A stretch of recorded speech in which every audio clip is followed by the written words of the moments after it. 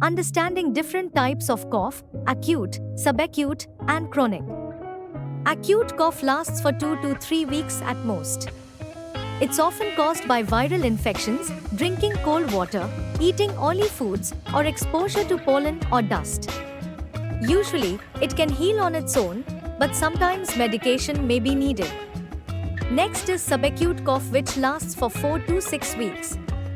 It is commonly caused by chest infections, bronchitis, or conditions like asthma.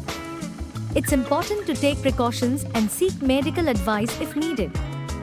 Last and the most important, chronic cough. It is persistent and lasts longer than 6 weeks. It often indicates underlying issues such as chest infections, tuberculosis, TB, asthma, pulmonary congestion, or in some cases, it could signal more serious conditions like cancer.